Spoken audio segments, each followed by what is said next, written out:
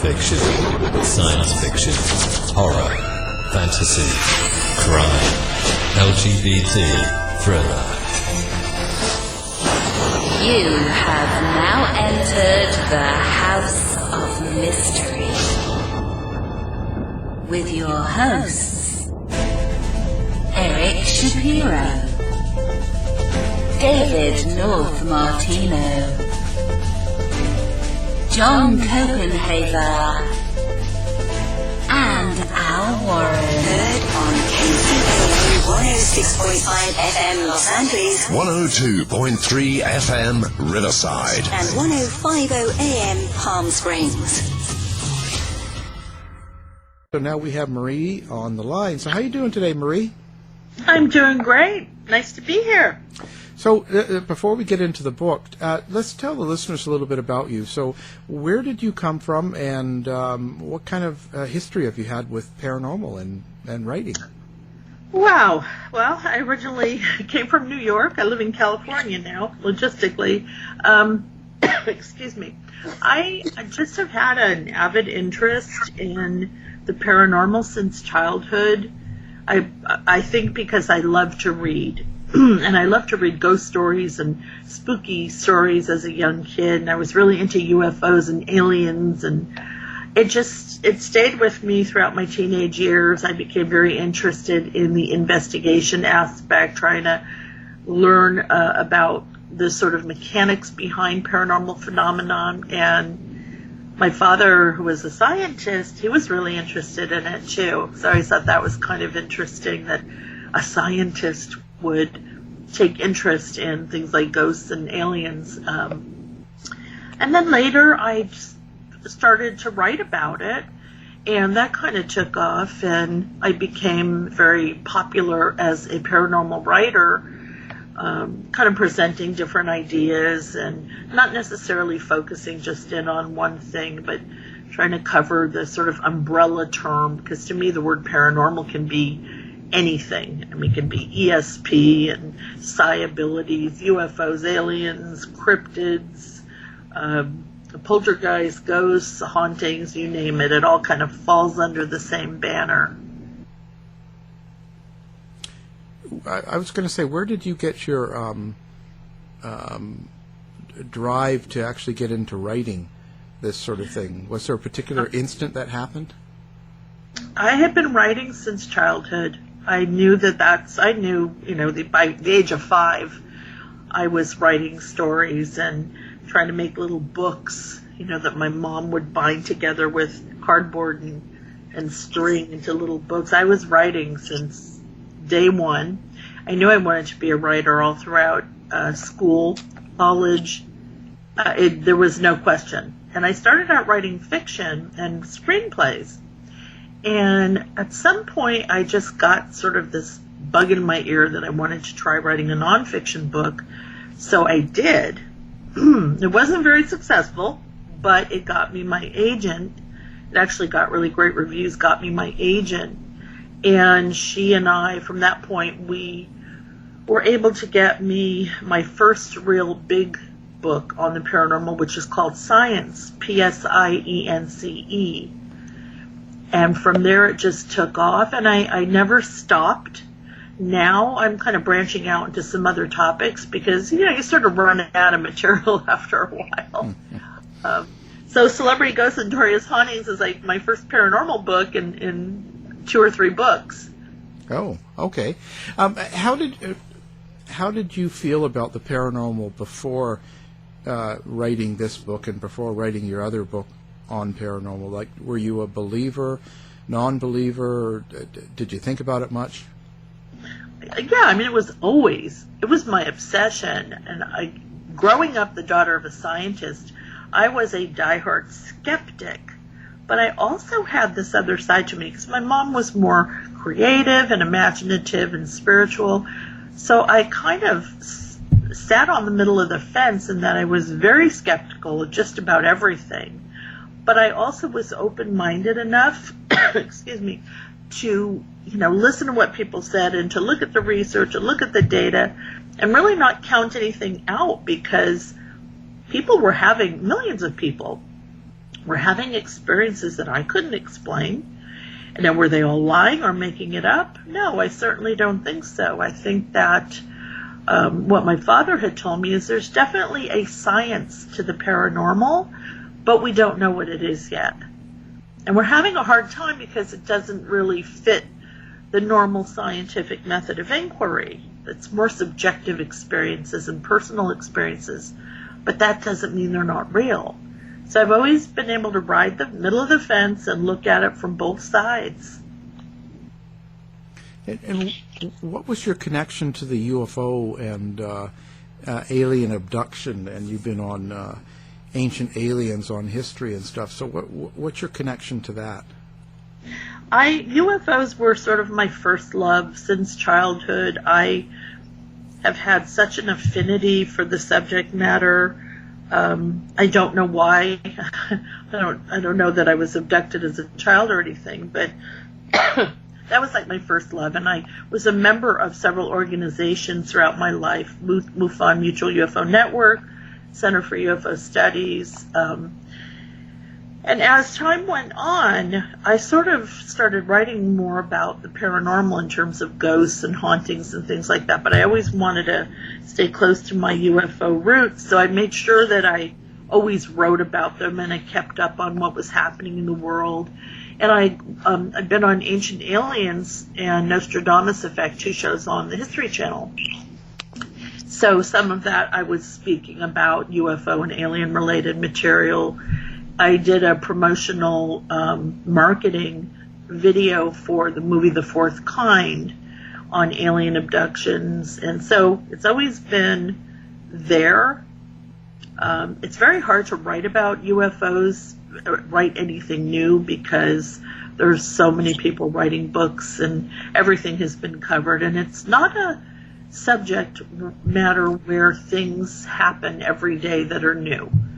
UFO sightings go in cycles and waves, and there will be long periods of time where there doesn't seem to be a whole lot going on, and then all of a sudden, like recently, it'll just sort of come back into the public eye again.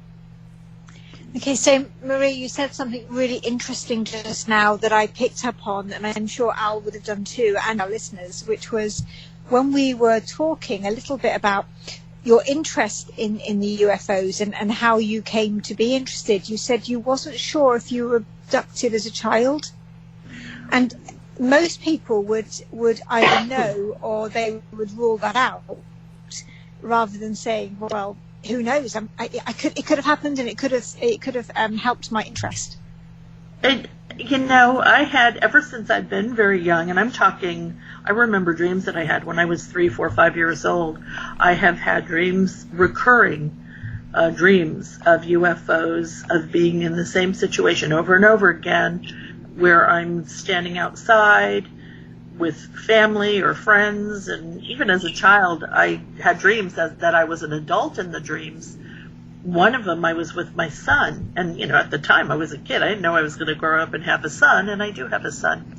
And it was always the same. I'd see lights in the sky, and I would feel absolutely terrified that if we don't get inside, if everybody, we've got to get inside or something really bad is going to happen. And we would all rush and scramble to get indoors, a house or building, whatever it was. And then I would wake up. Now, I have had those dreams all through my childhood. They recur every now and then, even as an adult. But what always really bothered me is the fact that at a very early age, I knew what UFOs were. Now, my father was really into UFOs as well. We had a neighbor where I grew up that was. I could have heard about them, from my dad and the neighbor, but I read everything I could get my hands on. I knew who Bigfoot was when I was a toddler, so something was going on there. But it's probably really, really important to ask now, Marie, what was your understanding at that age of what a UFO was? Because from my perspective, and a lot of our listeners will agree, that a UFO is just something that is unidentified. It could be absolutely anything. We just haven't formally identified it. Right. So you're hinting towards something else. Because Oh, you're as a saying child, that when you absolutely. were younger, you were a child and you were fearful of this. This is something that you had to run inside away from, which doesn't fit with any UFO abduction, actually, because UFOs abduct from many places, and so that's quite an interesting belief It as is, a child, yeah. isn't it? As a child, I was convinced they were from Mars or, outer space. And I loved science fiction. I loved science fiction movies and alien invasion movies. Now that I'm older, I know that there are several different types of UFOs. And as you said, 99.9% of them are anomalous, things that are natural. They're not alien at all. They're just simply unidentified objects that happen to be flying. But it is really weird. I was on a radio show a couple of years ago, and I happened to mention that I lost 2 hours of time on a particular freeway in Los Angeles, California. And the two hosts got really quiet, and they said, were you aware that stretch of freeway is notorious for alien abductions? And I thought they were joking with me. And I said, oh, please. And I looked into it, and yes, indeed it was. And, they were kind of encouraging me to go through a hypnotic regression to see if anything happened during those 2 hours. I honestly did not feel the urge to do so. I think I just zoned out. I didn't feel like there was something prodding me on to do that, but it did kind of pique my interest in that I've had things happen like that all through my life, and I've never really felt like I needed to, sort of like go under and find out exactly what's going on. I don't know what it is. I've seen things in the sky that were unusual. I've been obsessed with the subject matter for decades. I don't know. But I'm also, I have a big imagination, so I'm thinking that some of it could be just that attraction of we don't know what's out there. Are we alone? How imaginative can we get with the different scenarios of what might be out there and what civilizations might have been visiting us or currently are? As somebody who investigates, who you spoke early on about investigative, the side of the paranormal, and the father as a scientist, you accept that these things may happen. You have been told that a 2-hour time lapse may have been because you were on a specific piece of highway, which is highly suggestive, and yet you're not wanting to explore that further and try and provide the evidence necessary? I'll tell you what I did. I wrote a screenplay called Missing Time, and I based it on that radio show and the conversations that we had. I thought, well, this is kind of a cathartic way for me to go through with it and get it out there. And one thing I said that I thought was really interesting is if you do something like that and you find out nothing happened, you'll be disappointed. If you do that and you find out something did happen, you'll be, it could change your whole life. So I think for me, I just feel like I haven't had the compulsion because I don't have marks on me. I don't have, bloody noses or headaches or migraines or weird visions to where I would say, you know what, maybe, yeah, I better look into this. And I can pass it off as just my interest in the subject matter. So I could say that these things are happening because I think about this a lot. I read about it a lot. I watch every alien movie I can get my hands on. It's just an obsession. But that doesn't necessarily mean that I'm embroiled in some kind of reality of UFO abductions. I don't know. Maybe when I'm older, but I get to write about it. Because what you're, and don't get me wrong, writing about it is cathartic. It's informative. It helps open up people's minds. But what you're doing is experiencing other people's experiences, your own potential experiences. You're not exploring, which for me, it's just fascinating because there could be more to your experiences that you uncover And I think you're right in what you're doing, because I whether think or not I had to wait till my son was older. I had my son growing up had terrible disabilities that we were dealing with. I didn't have time to look into anything like that. Now that he's older, I do. But one thing I will tell you is that I was a field investigator for Mutual UFO Network for over 15 years. And that allowed me to not only go out and explore, and interview people that had sightings and witnesses and take reports, but I was at the height of the abduction era. We were one of the first organizations to take in abductees and begin to work with them and team them up with people who could do hypnotic regression and with psychologists and people that could work with them with further trauma. So I was actually immersed in that whole world when it was just peaking. And at that time, I never felt like, oh, I'm one of these people. I felt more like, oh, I'm somebody who's supposed to be helping these people. So, but we'll see where it leads. I haven't had a UFO dream probably in about a year now. If they come back, we'll see. So, just a little bit more about that, if you don't mind, Marie, and please don't. My role really on the show is I'm a believer in the paranormal, but I'm also a very staunch believer in evidence. So one of the things that, as we all know, is it doesn't matter how many sightings we think there's been or what people have produced to evidence those sightings, there is still nothing that we can say there is evidence of aliens being unidentified flying objects.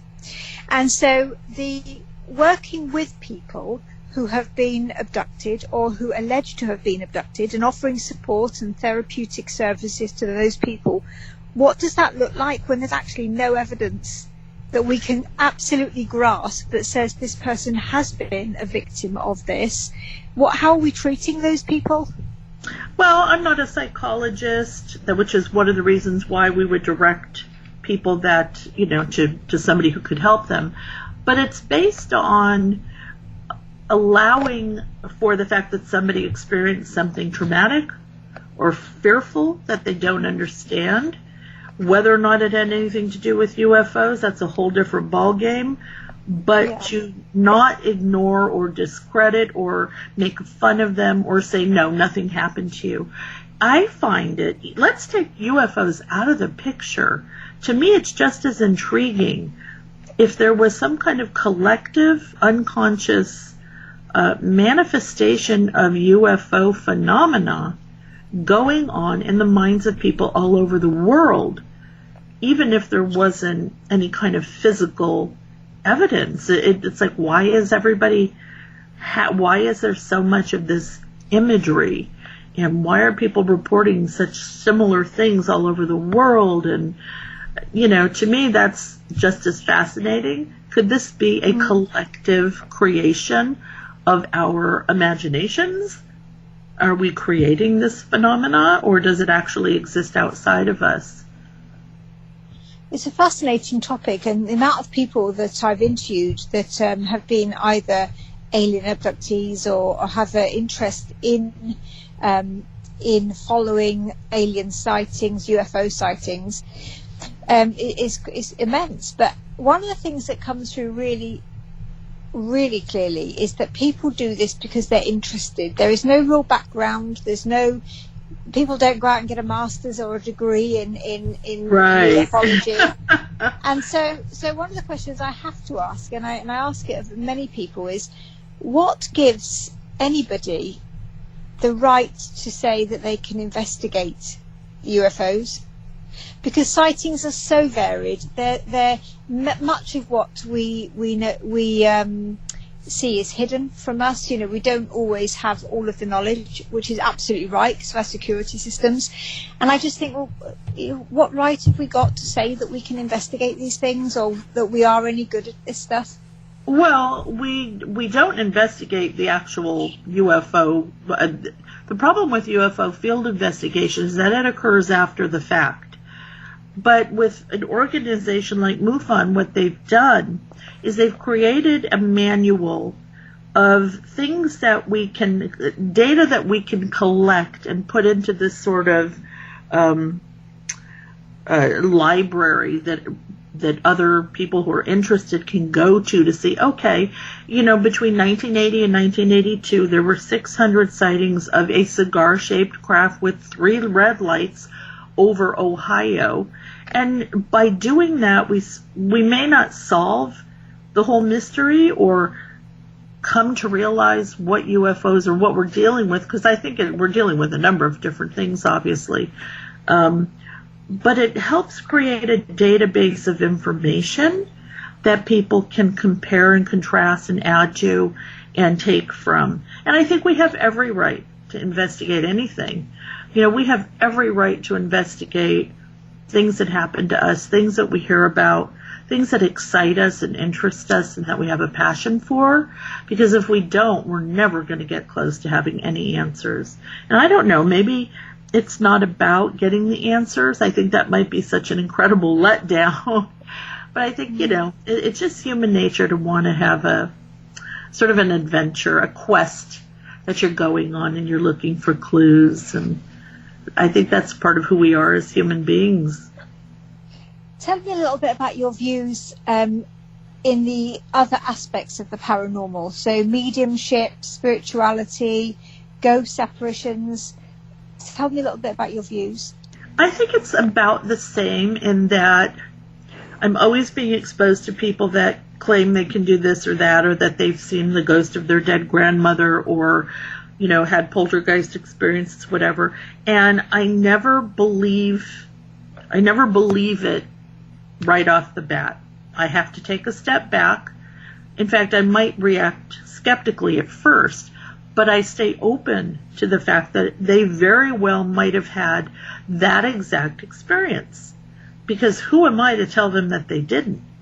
And you take into consideration someone's mental state, if they're, over imaginative, or if they seem like they just want attention. We actually had people like that we dealt with in the UFO abduction field, where people claimed that they were abducted. We could very easily pick them out from the ones that were actually terrified and didn't want to really come forward.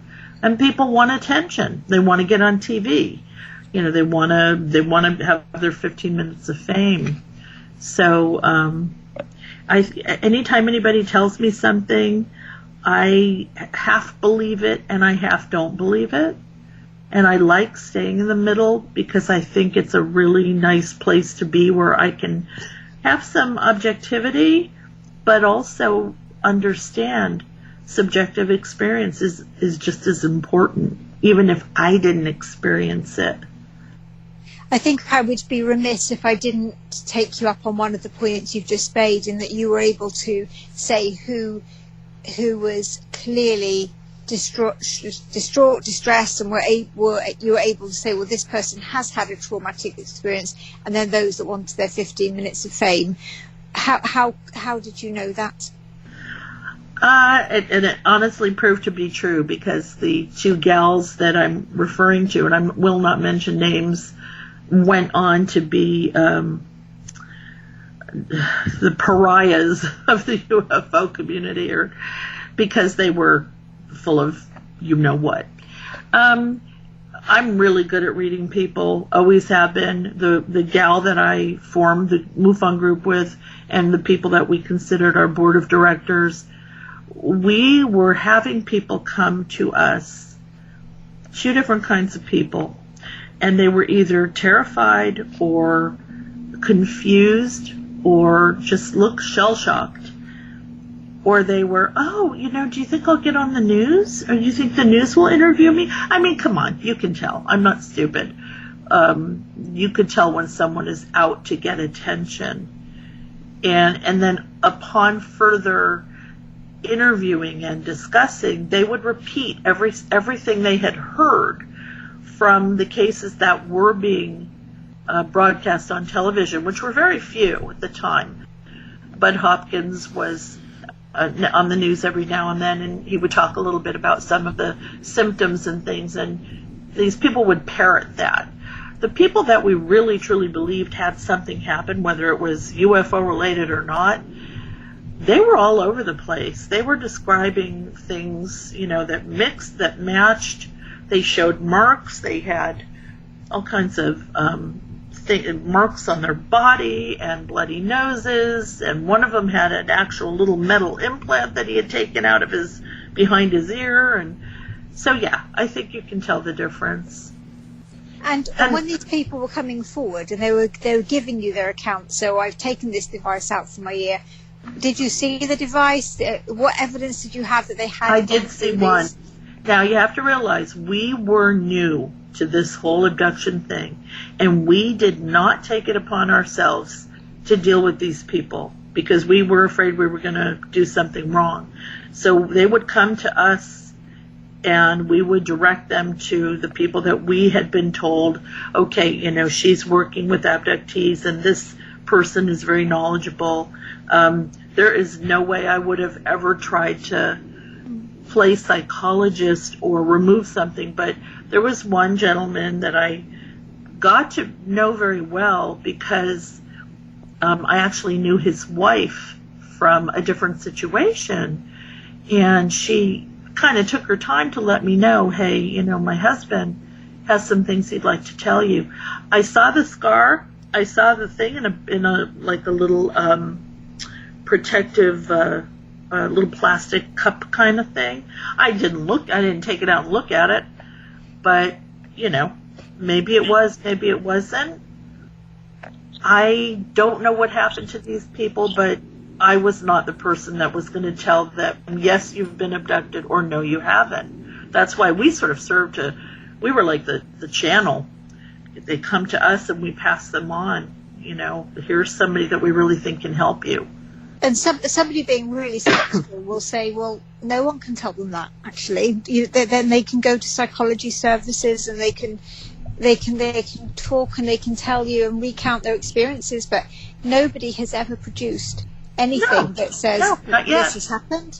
But you don't know that. We live in a world where evidence is everywhere. I mean, there are pictures, videos, there are little implant devices out there, and the first thing that we do is say, no, they're fake, because, we don't want, I think there's an inherent part of us as human beings that we don't want to accept that possibility. And I've always said a UFO could land on the White House lawn with every media outlet in the world there taping it, and half the population of the Earth will say that it was faked. So if there could very well be a lot of real data and evidence out there, we don't know where it is or how to sort through it, because we now have to sort through all of the pictures and videos on YouTube that come from people with their cell phones that, they don't know they're looking at Venus. They think they're looking at a UFO. I think it's gotten harder now because everybody has a camera. But I think there's evidence out there. How do we coordinate this then, Marie? How do we make sure that the information that we're getting as individuals, as groups, is actually serving a purpose? Because at the moment you have hundreds and hundreds of different people claiming to be looking into or collating information or databases about UFOs and people's experiences. At what point are we all going to come together and have this one database, this one point where we can say, right, this is the information? There's a couple of really good databases out there, and I know they've been struggling, especially with funds, to try to coordinate into one major database. And I honestly don't know if that can happen, because you're dealing with egos, you're dealing with people have different attitudes about how that information should be used and who should have it. I've heard of groups holding on to really good information because they didn't want to share it with somebody else. They wanted to get credit for it. I ask the same question, but I do think that, with the advent of the internet, we now have the ability to get that information to a clearinghouse, and there are a couple, and MUFON is one of the biggest, so that scientists and investigative researchers can go and correlate the data and look at it, from an objective point of view. What is this telling us? What might this be suggesting? Or what theories can we come up with, if any? So I think that's the goal. I also think it's very difficult because these are things that happen to people that are not necessarily physical. You see something, or you think that you experience something like an abduction, but there's nothing physical left behind for you to say, hey, everybody, look what happened to me. Look, they left me this picture. We took a selfie, me and the alien. So it's very difficult. It's not like going down into the ocean and digging into the ocean ground and pulling up a core and opening it up and saying, oh, look at the different sediment and sand, and it's not that way at all. So the scientific method doesn't fit. So I think it's about coming up with a different method of going about doing the research. Tell me a little bit about your new book, Marie. How did you get to write about celebrity ghosts? I've been working for a publisher for a while now, doing a lot of books for them. And they asked me if I would be interested in doing this book. This was actually a concept that was presented to me. And I said, oh, that sounds really fun. Like, it would be a lot of fun to research and write about. And it was an absolute blast. Again, these are ghost stories and haunted locations all over the world, mostly in the United States, but some all over the world. And are they all real? Who knows? I've got urban legends and poltergeist cases, everything you could think of. But it was really, really fun to research. And a lot of places that you hear about, the famous Shining Hotel, or where I live in San Diego, we have the Whaley House, and then there's the Queen Mary, haunted locations that most people have heard about, but also just dozens and dozens of local places that people have told me about. And I couldn't even get half of them into this book. I had to leave out so much. But, it's kind of interesting to think that maybe we live in a very haunted world, and there are a lot of really interesting places out there that people are having experiences. Who knows what, but they're definitely having experiences. Is there anything in the book that you can reveal to us about who may be the most, I suppose, most well-known celebrity that you've researched? Absolutely. The two biggest are Elvis Presley and Marilyn Monroe. I mean, there's a lot of historical ghosts like presidents and prime ministers and all that, but we love our celebrities. So Elvis and Marilyn are two celebrities that their ghosts have been seen in multiple places. They don't just haunt, as many ghosts are claimed to do, their graveyard or cemetery where they're buried. Elvis haunts, supposedly, the Burger King restaurant that he used to eat at all the time. In Nashville, he haunts the studio that he recorded in. Graceland, his former home. And then with Marilyn, same thing. She's at her gravesite. She's at the hotel, the Hollywood Roosevelt Hotel. She's at this home that she owned and this home. So it's really interesting that people are seeing these spirits in many different places. And those two, I think, are the biggest travelers in terms of being seen in a number of places. But, James Dean, I actually mentioned Michael Jackson earlier. I didn't get any reports of him, his ghost, but apparently he owned a haunted cabinet. And he had seances, and he believed that he could communicate with the ghost of Liberace, who he was a huge fan of. So there's all kinds of strange stories, not just ghosts of celebrities, but celebrities that have seen ghosts. Because a lot of celebrities buy the homes of former celebrities. And a lot of these old homes have gone through several owners. So you have a lot of celebrities that move into someone's house, say the house of Lucille Ball or Rudy Valentino, and then they say that they're seeing these ghosts too. So it's kind of like a chain that keeps going. And did you speak to anybody who, following from the stories, has claimed to communicate with those ghosts? I have a lot of, because I've been doing this for a long time, I have a lot of friends and colleagues who are mediums, who communicate with the dead, and many of them claim that they have gotten in touch with, when a celebrity dies, and this has happened like over the last 10 years, whenever, it's on Facebook or Twitter or, oh, so-and-so died, I will see a lot of these people that I know posting about how they did a seance or they're going to do one and try to communicate with so-and-so. And I think it's just sort of a natural curiosity that, I want to see if I can communicate with this person before they pass through or pass on completely. So, yeah, I hear about it all the time. I'm not always sure that that's really happening or if they're imagining it, but definitely seems to be a hot topic on social networking. As soon as somebody known dies, you've got all these people that are deciding to try to get a hold of them, try to communicate with them. What happened? Where are you? Have you passed through the light yet and gone to the other side? A personal view would be it's all a bit mad, but because why would, let's just say, for example, Elvis Presley have any inclination at all to speak to Joe Bloggs down the street? We know the energy that it takes for somebody to communicate. We know that communication is purposeful.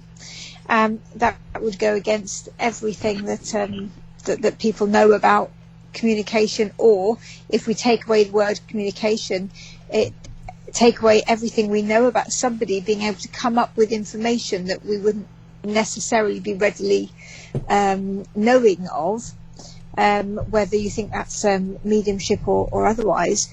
Those people who can communicate, can get that information, that goes against the grain somewhat.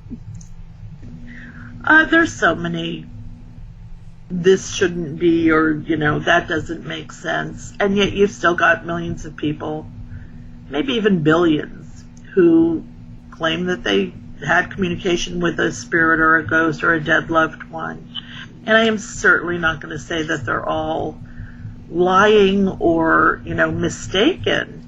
Don't get me wrong. I'm a believer, Maria. Yeah, there seems to be something. Yeah. It's but not, I also would definitely not be saying somebody is lying. What I guess I'm getting at is that for those people who are true communicators, however they get their information, whatever means that form that comes in, I don't think I've ever heard through many, many years of doing this anybody's account that says that they can just communicate with whoever they want to. It doesn't work that way. Spirituality doesn't work. So when somebody passes over and they say, actually, I really want to get hold of Elvis Presley, and oh yes, I did, and it was really good. Yeah, I don't think it's that incredibly easy. Unrealistic. Well, not only that, but a lot of it doesn't make common sense. Like I've always asked, why on earth do so many people claim that they see ghosts in cemeteries? Why? And if we go along with that line of thinking that a ghost is the essence or spirit of a dead person, why would they be at the place their body is buried? Absolutely. Rather than a place that they actually died and experienced that initial trauma, or a really fun place? Like, if I die and I can become a ghost, I'm going to want to be haunting the places that made me happy. I'd want to check on my family. And so there's so many things that don't make sense, and I feel like we're so lost. We're kind of in the dark about what really is going on here. But I always feel like it's equally interesting and intriguing to me that something is happening. That millions of people are they doing it? Are they having these experiences because they heard that their neighbor did, and It's just sort of like a contagion, a thought contagion? Or are they really all experiencing things that we just can't, or maybe are not meant to explain? I always wonder about that too. Are we meant to explain? Is this stuff just like we still don't really understand the power of the human mind, the connection between brain and mind, brain and consciousness? So if we don't still completely understand the normal, how on earth are we ever really going to understand the paranormal? Absolutely. That's kind of where my head is at. Now, I see in the book you've also got section on unexplained movie lore and some of the unsettling things that happen on some of the sets. What was your favorite one to cover? Oh, gosh. I think, everybody's heard about the Amityville Horror and the scary stuff like The Omen and Poltergeist. One thing that interested me is and a friend of mine was talking to me about this the other day, is The Ghost Whisperer with Jennifer Love Hewitt. It was a really popular TV series. And they had a lot of experiences on set with shadow figures and some interesting things happening. But the difference is that wasn't a horror show. That was a show that was very positive, and they almost treated the ghosts with respect on that show. So a lot of people will say, well, yeah, if you're making a horror movie and you're getting into that dark energy, sure, you might experience some things on the set. The set might actually be cursed. But how do you explain sort of an uplifting show? It was almost as if they were being prodded or poked by the spirit world to say, hey, we like the show. You're doing a good job. Keep it up. So that one was interesting. But most of the times it's horror movies and people die from unusual causes, or everybody involved is experiencing things. I think The Omen is a really creepy one. The directors will get into accidents. The actors and actresses. With Poltergeist, one of the child actors, Heather O'Rourke, died. So there's kind of creepy stuff with all that. What was your curse surrounding The Matrix? I haven't heard that one. Oh my gosh. Let me see. I actually have to look that up. Oh. So apparently, I know. I have to find my own things that I've written about. So apparently, that was more of a curse. Keanu Reeves, during the making of The Matrix, lost his girlfriend, Jennifer Syme. She gave birth to a stillborn child and then died in a car accident. Alea, the pop star who played Z in the film, 22 years at the time, died in a plane crash. Gloria Foster, who played the Oracle, died during filming. Keanu himself had a motorcycle accident that landed him in the hospital, later injured his foot and had to be hospitalized again. And the production lost money. He ended up having to come up with $24 million to get the movie done in the first place. So that sounds a little cursed to me. But what's funny is that's not like a ghost horror movie. It's more of a political consciousness kind of thing, and yet it's almost like somebody didn't want them to make that movie. Who knows? Was there any surprises that you came across that totally shocked you, of a haunting or a celebrity that hung out at a studio or something that you just didn't expect? For the whole book, I will tell you the most interesting stuff came from haunted locations like roadways and bridges and tunnels and all of the different creations of urban legends that surrounded places like that are like local legends. And after I did the book, I talked to a lot of people in different parts of the country, and I would say, so what's your local urban legend? And oh my gosh, they could each name 3 or 4, and I thought, I need to do volume 2. Every part of the country, every part of the world has their own urban legends that have at their core either a true event or a person who was real, and how some of them turn into these really creepy ghost stories that are repeated over and over again. They get embellished upon. That's how we have legends and folklore. You know how stories are. They start out one way, they end up another. So that was really kind of interesting, is to see in action how urban legends led to some of the ghost stories that everybody is talking about on the internet. And some of them originated on the internet. You've heard of Slender Man and the Rake. These are fake creatures that were created on a website called Creepypasta. They were stories, and yet after they went viral, people, hundreds of people, were sending in actual sightings of these creatures. Now, what is up with that? Is it the power of suggestion at work? Is this, the collective unconsciousness creating something that actually manifests in physical form? That was really creepy to hear, too. But and I love the part on haunted castles. I love the history of castles overseas, and each one just has its own incredible story.